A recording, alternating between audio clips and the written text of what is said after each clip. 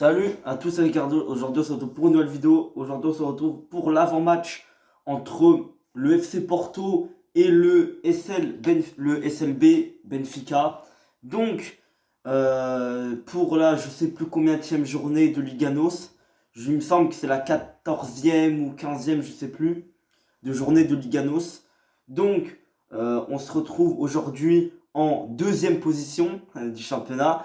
Donc on est devant Benfica au classement, bon ça on verra. Donc actuellement le Sporting est en train de jouer, il gagne 1-0 face au Rio Ave. Donc le Sporting assure pour l'instant sa première place. Mais attention pour ce soir, parce qu'on affronte, pour moi, même si le Sporting est exceptionnel cette saison, contrairement aux dernières saisons où franchement le Sporting c'était pas grand chose. Là ils sont très très forts, faut quand même l'avouer, le Sporting. Ça va être décisif quand on les affrontera en février-mars.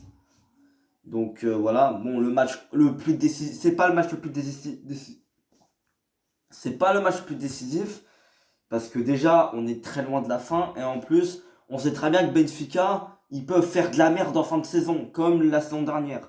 Bon là c'est pas pareil parce que déjà ils ont pas le même coach et puis ils ont pas les mêmes joueurs. Ils ont des joueurs différents contrairement à l'année dernière et ils ont Jorge Jesus. Et Jorge Jesus, contrairement à Bruno Lage, c'est déjà un cran au-dessus. Voilà. Donc, attention, mais le match le plus décisif, ce sera le match retour contre Benfica à l'Estadio da Luz. Donc voilà, ce sera à Lisbonne. Ce sera le 9 mai, il me semble. Ce sera celui-là qui sera décisif si Porto n'est pas décroché pour le titre. Si Porto n'est pas décroché pour la place à la Ligue des Champions. Bon, je pense pas. Je pense que là, clairement, de ce côté-là, on devrait être au moins troisième. Mais est-ce que le Sporting va rester exceptionnel, tu vois? Parce que je pense que le Sporting peut prétendre au titre de champion largement. Benfica aussi, Porto aussi encore. Donc attention, ça va vraiment être très disputé. Donc actuellement, Porto est deuxième avec 31 points, il me semble. Même nombre de points que Benfica, mais à la différence de but qui est favorable au FC Porto, Porto est devant. Donc voilà, Porto n'a pas encore affronté Benfica, donc en championnat. La seule fois où on a affronté Benfica cette saison, c'est en Super Coupe du Portugal, victoire 2-0 de Porto. Donc voilà, donc les 5 derniers matchs face au SLB, face à Benfica. Donc, mars 2019, il me semble que c'était le 3 mars 2019, si je ne me trompe pas. Non, le 2 mars 2019, défaite 2-1 de Porto face à Benfica au Dragon, donc à Porto. Donc c'est la saison où Benfica est champion dans les dernières journées. Vraiment, Benfica nous ont pris le titre de champion comme ça. On a été leader pendant toute la saison pratiquement. Et vers mars-avril, on perd le titre. Putain, j'ai encore le seum, franchement, j'ai encore le seum. Voilà. Et ensuite, août 2019, troisième journée de championnat, victoire de Porto 2-0 à l'Estadio da Luz. Donc voilà, on les climatise. Ensuite, victoire 3-2 en février 2020, un mois avant l'arrêt des championnats. Voilà, victoire 3-2 de Porto. Ensuite, en août 2020, pardon, excusez-moi, finale de Coupe du Portugal contre Benfica, victoire 2-1, voilà, face à Benfica.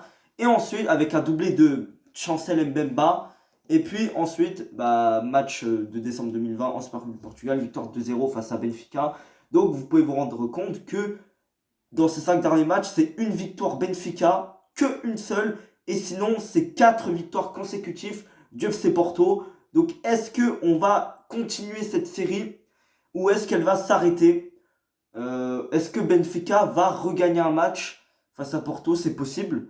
Mais vu les contextes, voilà, tout simplement. Donc Benfica est Benfica, Benfica est derrière Porto, Porto est devant Benfica. Heureusement, donc si Porto gagne ce soir, ils prennent 3 points d'avance précieux, 3 points précieux d'avance sur Benfica. Donc ce sera très très bien pour Porto.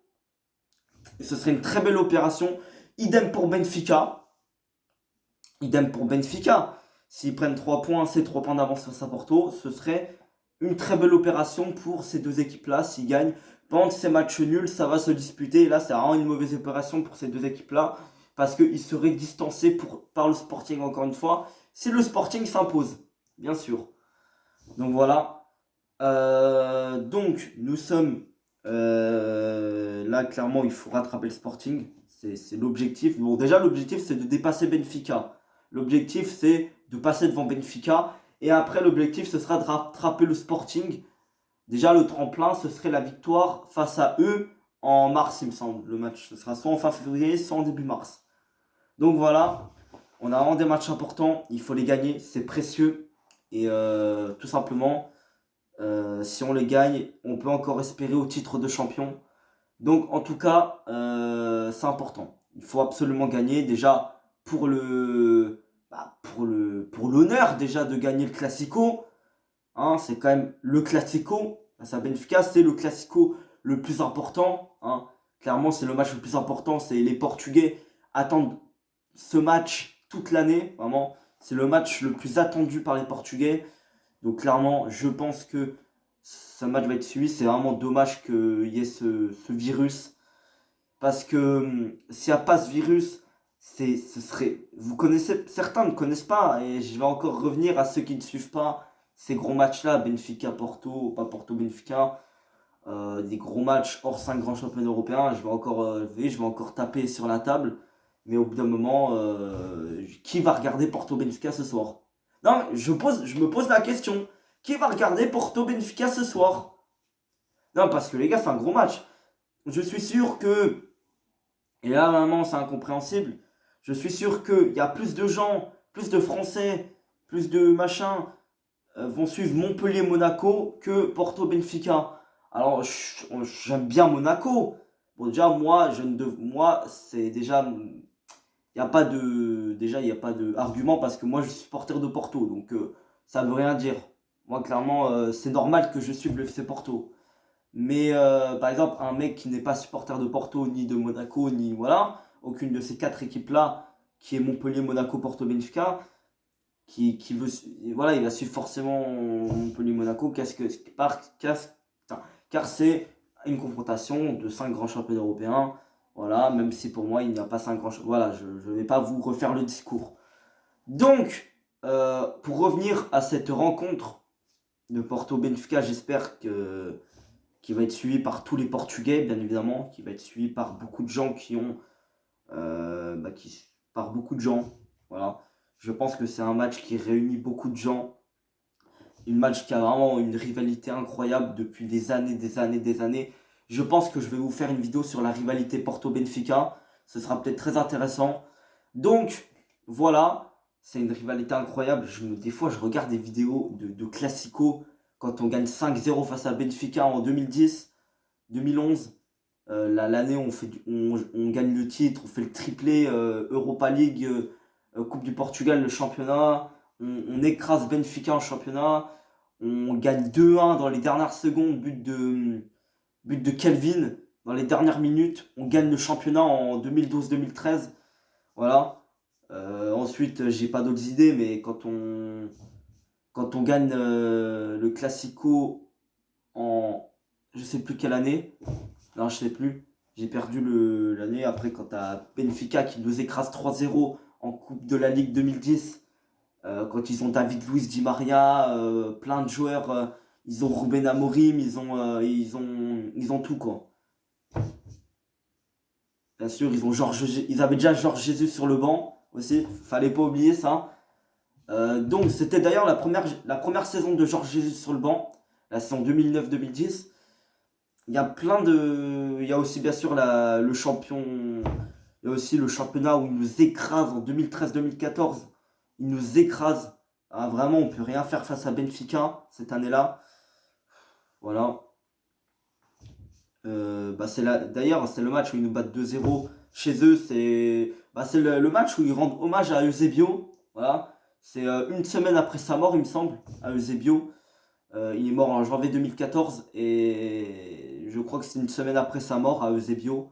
Il me semble que c'était 12, je sais plus, c'était ouais, c'était en janvier, c'était 10 janvier 2014, je sais plus. Non, je crois que c'est voilà, vers le 10 janvier 2014, je sais plus c'était exactement quel jour. Donc voilà. Ensuite, il y a plein de matchs. Franchement, il y a plein de matchs. Je vais pas vous faire tout le tour des classicos. Ça, je vous en ferai une vidéo, je pense, particulière.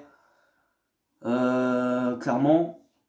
Donc il y a tant de choses à dire sur ce classico, vraiment. Il y a tant de choses à dire, surtout les supporters. Ah, vraiment. Que ce soit des deux côtés, il faut assumer.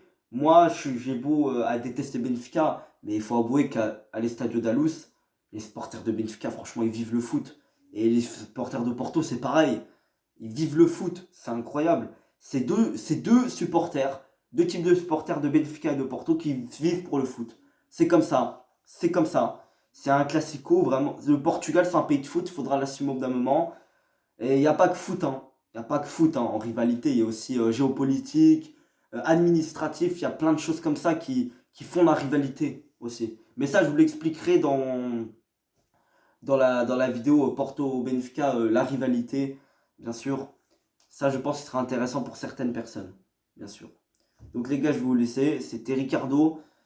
Je vais vous laisser. Salut, c'était bien.